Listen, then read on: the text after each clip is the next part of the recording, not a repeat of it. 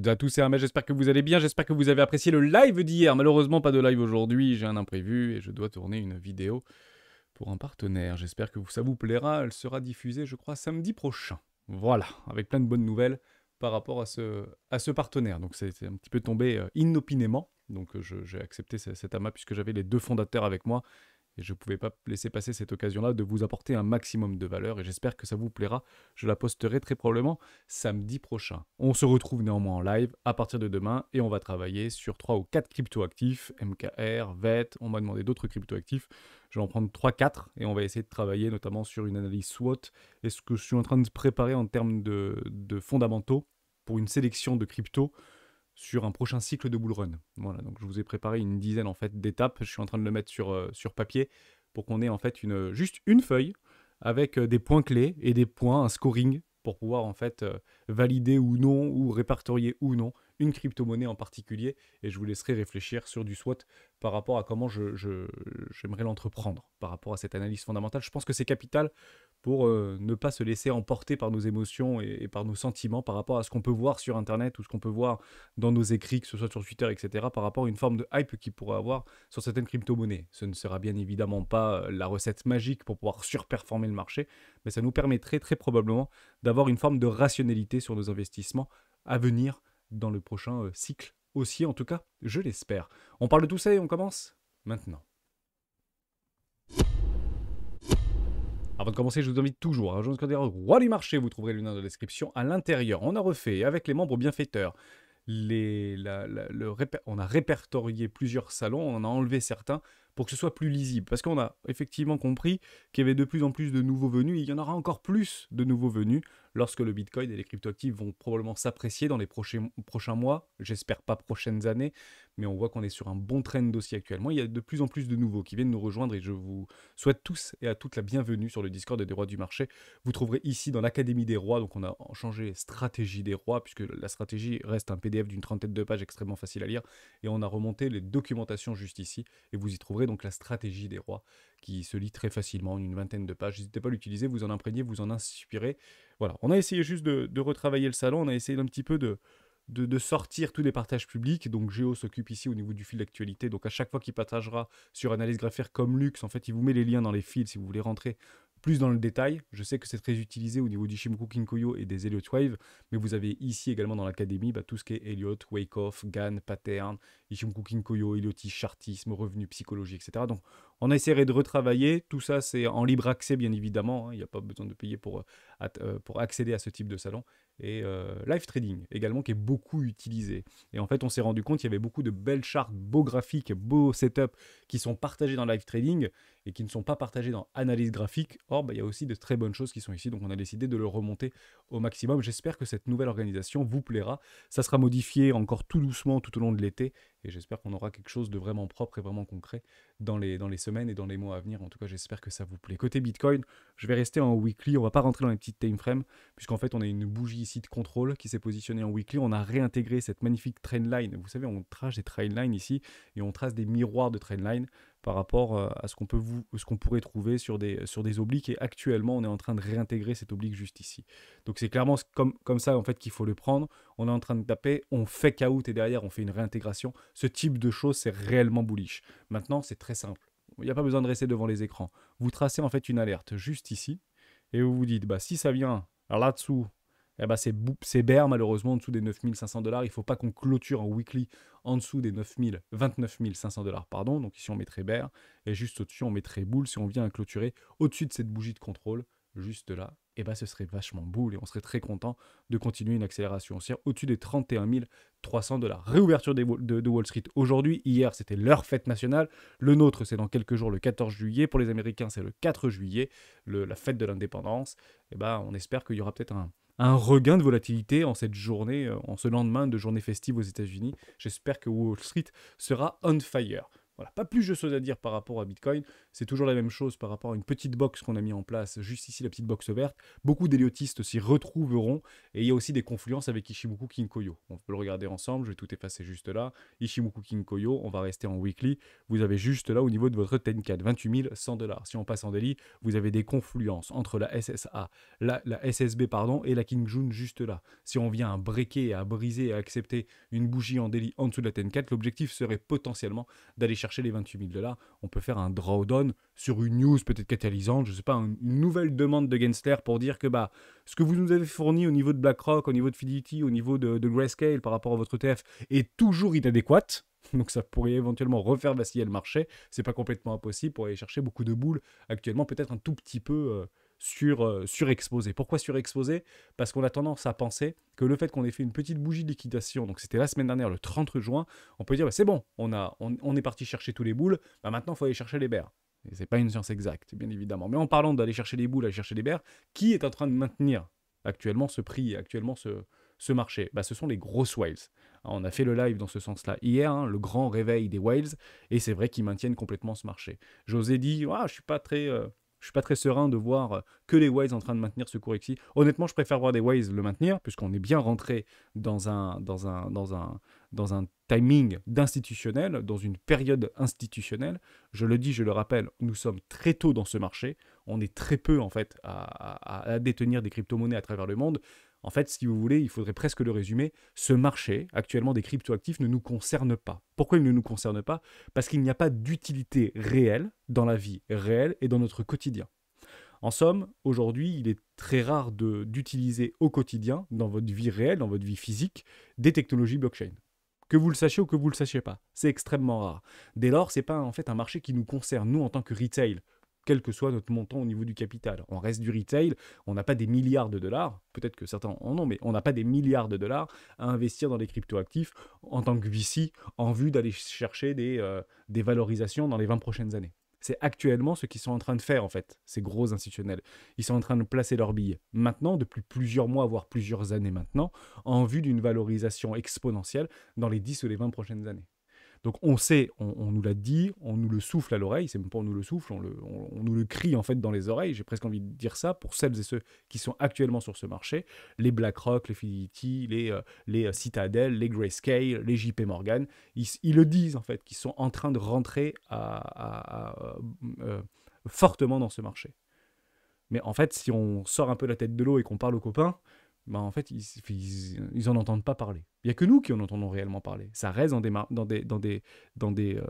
la presse ultra spécialisée. Les Coin Tribunes, les Coindesk, les trucs comme ça. Ça passe pas sur TF1. J'ai jamais vu sur TF1, sur France 2 ou sur France 3. BlackRock investit massivement dans Bitcoin en vue de son ETF spot. J'ai jamais vu ça, quoi. Pour le jour où vous le voyez, faites très attention. Généralement, c'est là où on rapporte beaucoup de retail pour pouvoir sell le market. En parlant de sell le market, je suis toujours dans ce scénario qu'il faut trouver donc une grande 2. Et cette grande 2, on l'avait déjà travaillé ensemble. On fait en fait ce type de travail régulièrement. Je vais essayer de le prendre voilà, juste ici. Et on se dit, voilà, on va chercher une 2 qui généralement peut aller chercher un premier arrêt, voire plus, puisque si vous reprenez par rapport à la fractale précédente des bottoms de marché de 2018, bah la grande 2, on était parti la chercher dans une zone de rechargement de vente long terme de tout le précédent mouvement au niveau du bear market. Donc cette grande 1 qu'on est en train de chercher pour moi, hein, je pense qu'on est dans une grande 1, bah on peut la chercher extrêmement haute, comme on peut effectivement la valider juste ici, c'est pas complètement possible. Généralement dans les tendances haussières, les résistances sont faites pour être breakées, pour capturer la liquidité, hein. Les résistances sont faites pour être brisées et les supports sont faits pour être maintenus. Maintenant, on peut aller chercher une 2. Et ce qui est très intéressant en allant chercher cette 2, c'est qu'il y a plusieurs possibilités. La première, c'est qu'on va chercher une 2 extrêmement profonde, à l'image en fait du crack Covid, vous voyez, de mars 2020. Donc on pourrait très bien aller chercher sur des déséquilibres de marché proches des 18 000 ou 17 500 $. Ici, ce serait considéré pour nous comme une opportunité. Donc on peut très bien monter cette 1 à là, hein, sans aucun problème, et aller chercher une 2 beaucoup plus profondément. Mais si vous revenez un petit peu dans le passé, bah en fait, ça a été validé hein, par les héliotistes. Hein, c'est pas quelque chose que je sors de mon chapeau, c'est clairement quelque chose qui a été corrélé avec plusieurs analystes fondamentales et analystes techniques héliotistes, comme quoi la 2 de ce petit mouvement proche du bull run, très proche en fait de halving, du troisième halving ou du troisième halving, pardon, ben en fait la 2 elle est minuscule. Hein, vous voyez, on dit souvent, on va chercher généralement des 2 entre les 0,50 et les 0,618. En fait, beaucoup d'héliotistes, j'y étais hein, personnellement, et je travaillais à ce moment-là sur Heliotist, j'utilise maintenant plutôt comme des billets de confirmation ou d'invalidation, bah, beaucoup attendaient en fait un retour de cette 2 dans une zone de rechargement d'achat court terme, moyen terme. Elle n'y est jamais venue, elle n'est même pas allée chercher les 3,82. Et puis on est parti dans un bull run. Donc c'est rare, c'est généralement moins de 2 chances sur 10 ou moins de 3 chances sur 10, mais ça peut arriver. Comme ce qui pourrait arriver maintenant. C'est pour ça qu'il ne faut pas en fait rester sur nos acquis, si vous voulez, même si les probabilités sont importantes dans ce marché, par rapport à une 2. Les 2 sont rarement en dessous, enfin au-dessus des 0,5, 0,618, mais on peut très bien en fait avoir fait une 2 sur des toutes petites time frames et déjà l'avoir validé juste ici la 2. C'est pas impossible si vous voulez, ou toute autre chose, bien évidemment. Maintenant, si on prend encore plus de recul, est-ce que cette grande 2 a été confirmée, a été validée? Est-ce que cette grande 1, cette grande 2, en vue du super cycle des crypto-monnaies ou d'un nouveau super cycle des crypto-monnaies, il n'y a pas de certitude à avoir ici. C'est pas vrai. En fait, on ne peut pas dire la 2 est ici, elle peut très bien être là. En réalité, ou elle peut très bien être là, cette grande 2 ici. Et il n'y a que le temps, en fait, qui nous le dira. En fait, les élotistes, c'est comme un puzzle. Et en fonction du déroulement du cours au niveau de son historique, eh ben, on essaye de mettre au bon endroit les bonnes vagues, tout simplement. Alors, c'est toujours très drôle parce qu'on a l'impression que quel que soit le graphique, quels que soient les mouvements, bah en fait, on peut mettre des vagues d'héliotistes. Ouais, en fait, je crois que les vagues d'Elliott, par rapport à leur représentation, en termes d'exception, etc., comme c'est binaire, hein, soit ça monte, soit ça baisse, bah en fait, vous pouvez rentrer toutes les vagues qui existent chez les héliotistes dans n'importe quel cours.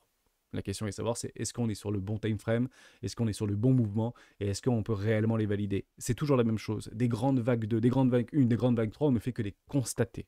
On ne fait que les constater par rapport à des arrachements haussiers, par rapport à des retournements de situation. Et sur des plus petits time frames, on peut aussi l'utiliser, mais c'est à vos risques et périls, bien évidemment, au niveau des héliotistes. On ne peut pas utiliser sur des toutes petites time frames que les héliotistes. Il faut faire très attention à ça.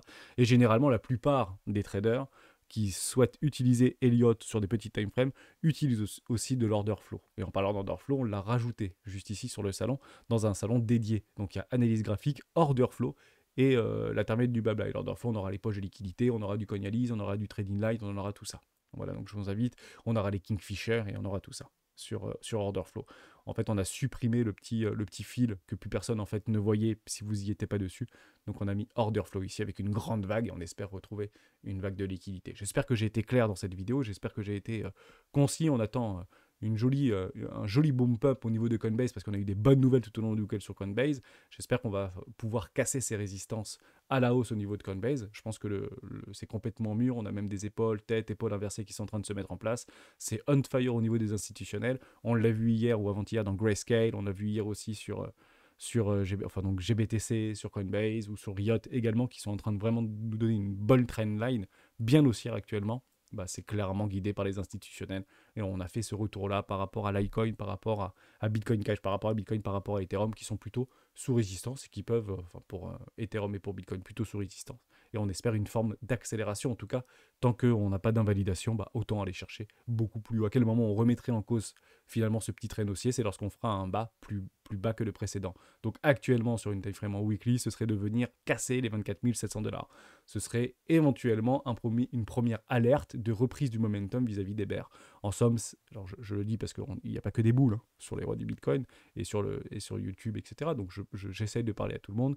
Si on a un rejet au niveau du range, juste ici, donc on peut partir qu'on a un range haut, range bas ici. Si on vient casser en bas, même si on remonte, ici ce serait potentiellement une troisième borne pour aller chercher peut-être un tout petit peu plus bas. Faites attention à ça. Et donc, dans ce contexte-là, on pourrait dire qu'on a trouvé finalement notre une, par exemple, hein, ou notre une ici, avec une A, B, C extension, avec la 2 là-dedans, et on peut repartir sur une 3 qui viendrait peut-être nous chercher les 19 600, peut-être les 22 000$, je la mettrais plutôt par là, moi, 22 000$, dans une zone de rechargement entre les 0,5 et les 0,618, d'une et d'une 2, tout simplement. Vous comprenez un petit peu l'histoire par rapport à ça. Voilà. Donc je reste haussier. Je pense qu'on est relativement mûr et puis on a le momentum avec nous. Donc si on a le momentum avec vous, c'est quand même beaucoup plus facile d'aller briser les résistances.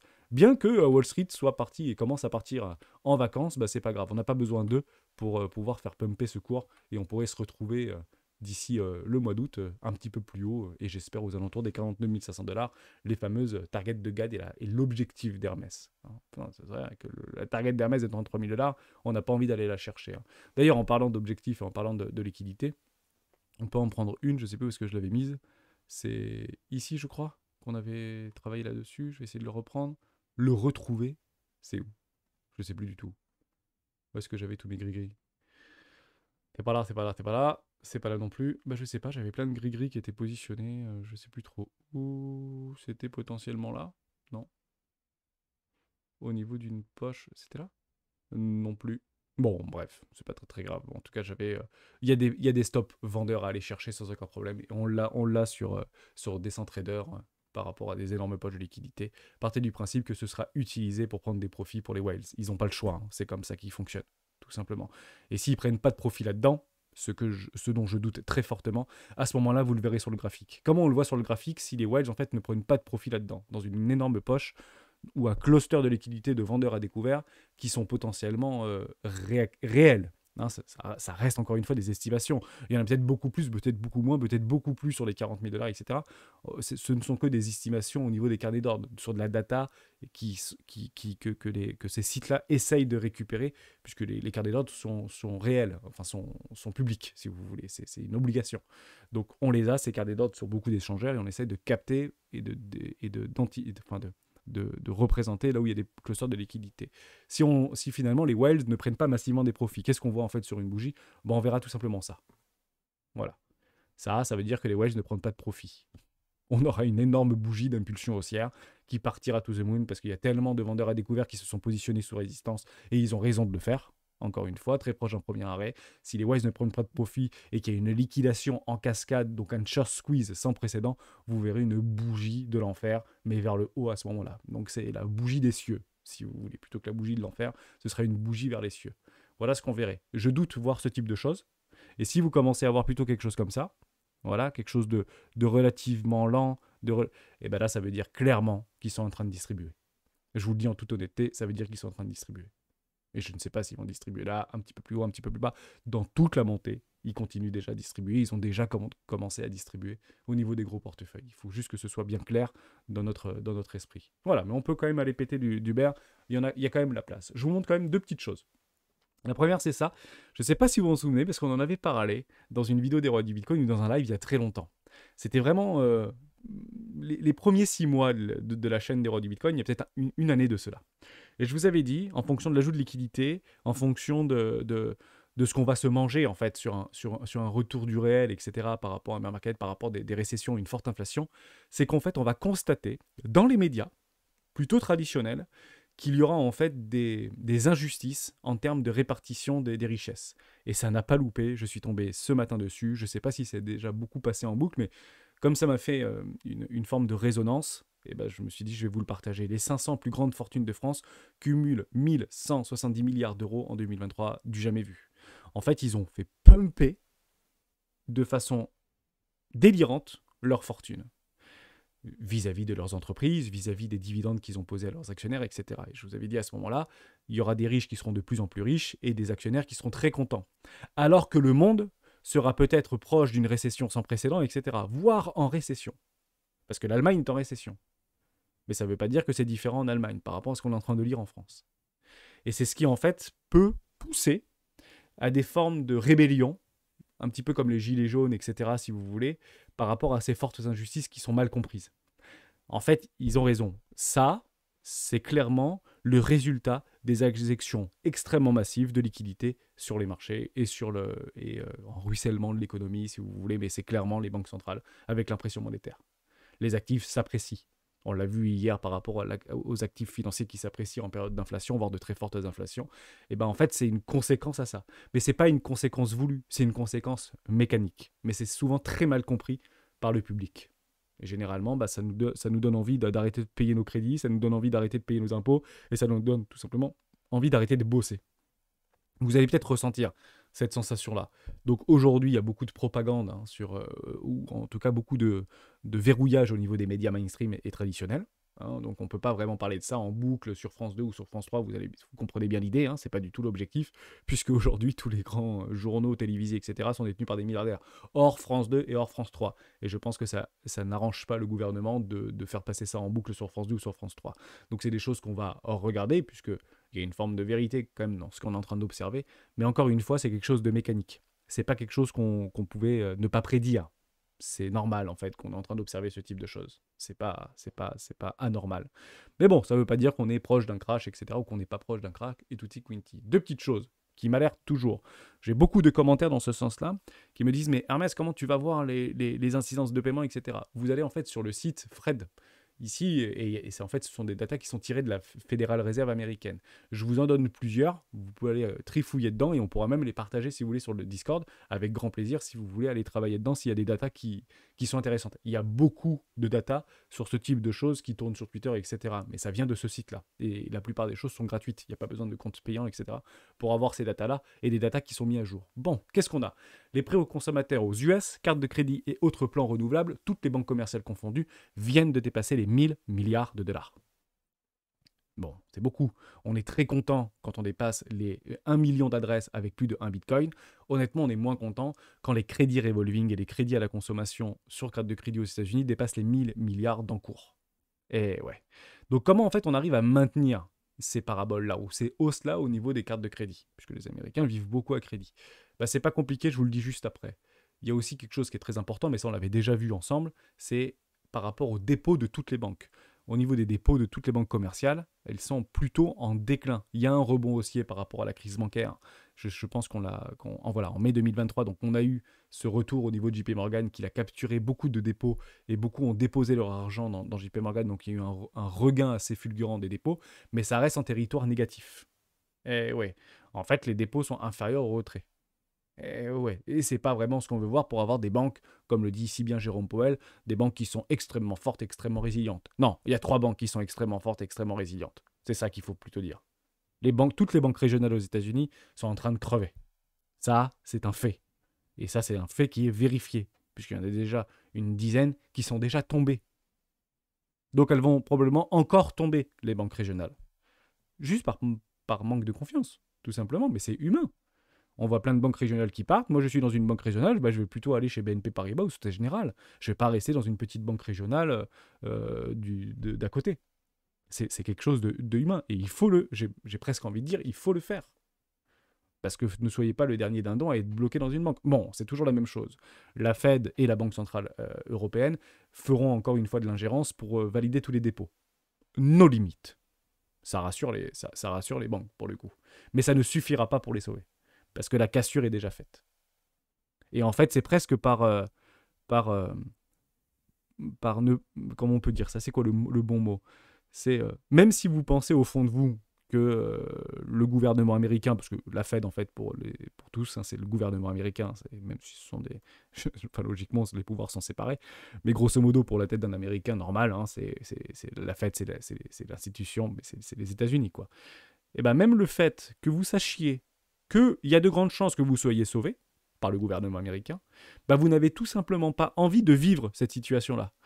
Vous savez, de vivre, je pense que beaucoup l'ont vécu, et personnellement, il y a des années, je l'ai vécu. Quand vous arrivez à Carrefour ou à Leclerc et que vous mettez votre carte dans le truc et ça vous met paiement refusé. Paiement refusé. Carte bloquée.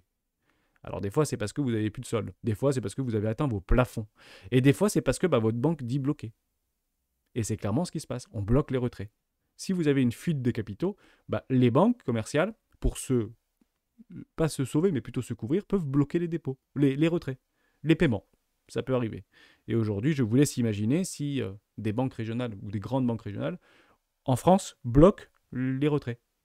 Et ça prend des mois avant que vous récupérez votre argent. Oui, mais c'est garanti par la Banque Centrale Européenne, il n'y a pas de problème, ou par la Banque de France, ou je ne sais pas, par le gouvernement français. Vous inquiétez pas, vous pouvez continuer à mettre... Mais carte bloquée, de façon aléatoire, sur 100 000 personnes ou 200 000 personnes. Ça, c'est quelque chose qui fait très mal psychologiquement. Et c'est clairement ce qui peut arriver. Et c'est possiblement ce qui pourrait arriver aux États-Unis dans beaucoup de banques régionales. Et on l'avait vu sur Silicon Valley Bank, des files d'attente de plusieurs centaines de mètres pour faire les retraits, parce que plus personne décrochait le téléphone. Hein, si les gens faisaient la queue devant la banque, c'est parce qu'ils décrochaient plus le téléphone et qu'on pouvait plus sur Internet faire les retraits, etc. Hein, c'est super important de bien le dire. Donc ça crée des situations difficiles, émotionnellement très difficiles, parce qu'on touche à l'argent, encore une fois. Je vous en montre une, c'est ceci. Hein, c'est toujours la même chose. Épargne personnelle au niveau des États-Unis, on est au plus bas historique, finalement. On est au plus bas historique. Donc on essaye de retrouver un petit peu d'épargne. Donc on va très probablement D'ailleurs, en parlant d'épargne, en parlant de crédit, Joe Biden n'a pas réussi à faire valoir son entourloupe pour les crédits étudiants de 450 ou 460 milliards de dollars. Ils n'ont pas réussi, c'est fait retoquer par le gouvernement. C'est clairement ce qu'on enfin, par la Chambre des représentants, c'est clairement ce qu'on avait vu ensemble. Hein, vous savez, quand ils voulaient en fait taxer tout le monde, les cryptos, les femmes de mining, etc. En fait, si vous partez du principe qu'il y a une forme de polarisation au niveau des États-Unis et qu'ils ont perdu la chambre haute, la chambre basse, et ben en fait, il n'y a plus rien qui passera de Biden. Et encore une fois, il n'y a quasiment rien qui passe de Biden. Et la preuve en est, il a été retoqué par rapport à son souhait, sa promesse de campagne par rapport au crédit étudiant. Et ça représentait 400 ou 500 milliards de dollars d'effacement de dette. Je trouve ça juste dingue. Je ne sais pas comment ils ont imaginé un truc pareil, ou en quelle forme de justice ou d'équité ils ont mis par rapport à tous les étudiants. Est-ce que c'est par rapport à un niveau de revenu? Allez savoir, j'en ai pas la moindre idée. Mais ça c'est une belle bulle, pour le coup. On estime à plus de 2500 milliards. Je crois que ça a dépassé les 2500 milliards au niveau des prêts étudiants aux États-Unis. C'est enfin, les prêts étudiants, la dette étudiante américaine, c'est quasiment la dette française. Pour vous dire à quel point. Donc si nous, on est en train de voir au niveau de notre dette, ben c'est quand même beaucoup aux États-Unis la dette étudiante. C'est juste dingue. Les ordres de grandeur me surprennent toujours. Je vous en montre un dernier truc. La seule chose en fait qu'il ne faut surtout pas pour en fait commencer à rentrer dans une espèce de spirale infernale baissière et descendante, c'est le chômage. Et on le sait, on l'a vu hier, la seule façon d'enclencher un pivot de la Fed et un retour des liquidités massifs, c'est l'augmentation du chômage. Il faut juste comprendre quelque chose. Si aujourd'hui vous voyez en fait un chômage qui est relativement faible aux États-Unis, je pense pas c'est parce que les gens ne veulent pas forcément travailler corps et âme et multiplier 2 ou 3 boulots. C'est parce qu'ils n'ont plus le choix. Posez-vous cette question. Vous êtes en 2008 cadre supérieur dans le secteur bancaire. Par exemple à la Société Générale ou par exemple un truc comme ça. Bon, il y a des grandes vagues de licenciements qui sont positionnés sur le secteur bancaire.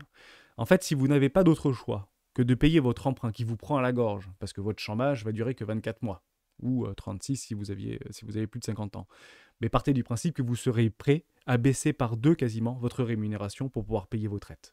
Vous serez prêt à aller faire de la maçonnerie, ou aller travailler dans la restauration, à faire des heures pas possibles parce que vous avez l'habitude de travailler et faire des heures pas possibles dans le secteur bancaire ou dans les banques d'affaires. Bah, si en fait vous avez des plans massifs de licenciement, et c'est ce qu'on voit par exemple dans la tech, etc., même des gens qui travaillent au service client, chez Google, chez Apple, etc., ou dans, je sais pas, n'importe où dans la tech où les rémunérations sont quand même relativement élevées, si vous voulez, ou chez Total, où les rémunérations sont relativement élevées, s'il y a des plans sociaux chez Total, bon, c'est clairement pas d'actualité, mais vous imaginez un petit peu le truc, bah vous serez prêt en fait à aller faire des boulots qui sont bien moins rémunérés, qui ne correspondent pas à vos compétences, pour la simple et bonne raison que vous n'avez ni épargne pour pouvoir payer vos traites, donc voir un peu plus loin, et que vous avez en fait une augmentation du chômage et des crédits sur votre carte de crédit, et des crédits immobiliers, des crédits bagnoles qui dépassent l'entendement. En fait, si vous vous retrouvez dans cette situation, la réponse est oui, vous trouvez un job. Mais vous ne trouvez pas du tout un job en relation avec vos compétences et par rapport à votre ancienne rémunération. Reprenez des articles, reprenez des vidéos qui tournaient sur France 2, sur France 3, sur Complément d'enquête, dans les années 2009-2010, où vous aviez en fait des personnes de la PEC qui disaient « mais je suis prêt aujourd'hui, après 1 an et demi de chômage, de faire des boulots 2 fois moins élevés que ma rémunération par rapport à ce que j'avais précédemment dans la banque, dans l'assurance ou dans d'autres secteurs d'activité. » Parce que vous n'avez plus le choix. Vous n'avez plus le choix. Et à quel moment vous n'avez plus le choix? Quand vous avez plus de thunes. C'est ça la vérité. Et actuellement, il n'y a plus de thunes. Il n'y a plus d'épargne, très peu d'épargne. Voilà, j'espère que j'ai été clair. Donc oui, on est peut-être... Alors, j'ai pas envie de vous faire peur non plus, parce que c'est toujours la même chose. C'est évitable, mais c'est évitable pour de mauvaises raisons. Ça veut dire que si on évite en retour de liquidité, finalement, on n'aura pas percé la bulle, si vous voulez. Et il y a une bulle de dette aux États-Unis. Il y a très probablement aussi une bulle de dette en France. Mais c'est très dur d'avoir des crédits actuellement. Je sais, je suis en plein dedans, et c'est très difficile, même si vous avez 50% d'apport, d'avoir du crédit immobilier, etc. C'est très difficile actuellement. Donc, peu importe, en fonction des provinces, etc., ça reste difficile. Il y a une contraction du crédit aux États-Unis. Le seul problème qu'on est en train, ou en France ou en Europe, évidemment, le seul problème, et ce qu'il faut bien comprendre, c'est que nous, si je prends la moyenne française, hein, 2300 ou 2000 euros par mois net, etc., ou brut par mois, avec un petit crédit maison dans les 33% d'endettement, avec un crédit bagnole qui nous coûte entre 300 et 500 euros par mois en fonction du véhicule que vous avez choisi, et un peu de télétravail, ça fait un petit peu moins payer d'essence. En fait, votre rémunération permet de rembourser vos traites, si vous êtes en couple, etc. On arrive à l'équilibrer. Hein, l'objectif, c'est jamais d'être à plus de 50% d'endettement. Vous connaissez ça, c'est jamais plus de 50% d'endettement. L'idéal, c'est d'avoir 0% d'endettement. C'est pas donné à tout le monde et c'est difficile, bien évidemment, mais il faut essayer de le construire. Hein. La liberté financière passe par le zéro endettement. Il faut le savoir. Le seul problème qui se passe aux États-Unis, ça c'est un fait, ça on le sait, c'est que les Américains, ou la plupart des Américains les plus modestes, payent leurs crédits avec de nouveaux crédits. Et ça ne fonctionne pas. Et ce qui est très rigolo, quand je le dis d'un point de vue un Américain ou en France, hein, parce que ça peut aussi arriver en France, sauf qu'aujourd'hui en France, si vous étiez déjà dans cette situation-là, l'ayant vécu quand j'étais jeune, hein, sorti d'école, etc., où je dépensais un peu plus que je ne gagnais sur mes maigres revenus de l'époque, et ça m'est arrivé d'aller chercher des crédits pour pouvoir rembourser quelques crédits. La banque, en fait, elle n'est pas trop d'accord. Hein, elle n'est pas folle, la banque. Elle comprend bien dans quoi vous allez. Donc, vous allez plutôt voir papa, maman pour essayer de sauver un peu le truc et vous faites des économies, vous arrêtez de sortir le week-end. Hein, je pense que beaucoup qui m'écoutent l'ont connu si, si vous avez vécu les études supérieures dans les BDE, etc.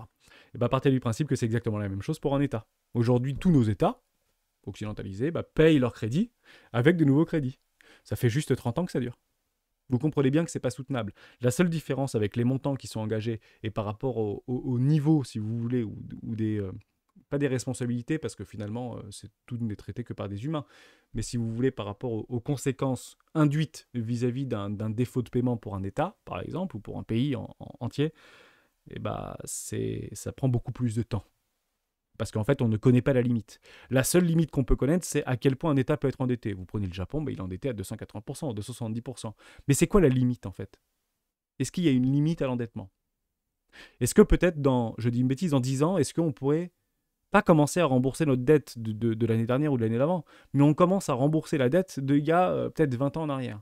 Est-ce que vous pensez que demain, avec nos crédits, quel que soit le niveau des taux, qui est dramatique, hein, pour les Américains, ne nous trompons pas, l'augmentation des taux est dramatique pour l'ensemble du peuple américain et pour la France aussi, pour le coup, pour ceux qui sont dans cette spirale infernale qui est émotionnellement très dure à maintenir. Donc il faut pas attendre le pire, hein, bien évidemment. Donc approchez-vous de personnes, etc. Il y a plein de... Si vous êtes en situation...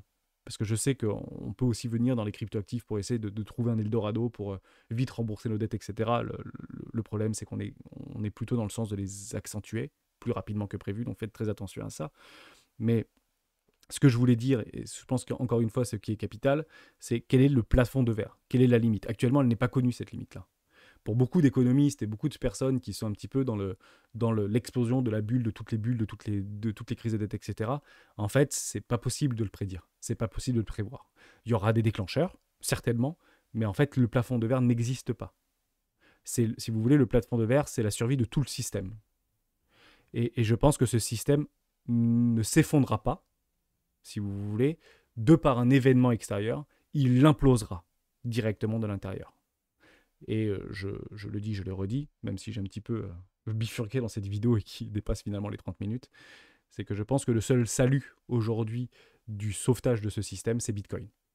Voilà, je pense réellement que Bitcoin et la technologie des blockchains, de par leur gouvernance et leur répartition des pouvoirs, font que, et au niveau des nombreuses utilités, hein, qu'il y a autour de ces technologies-là dans tous les domaines qu'on côtoie au quotidien, je pense que c'est clairement le salut de ce système qui pourra, d'une façon peut-être plus juste, de perdurer.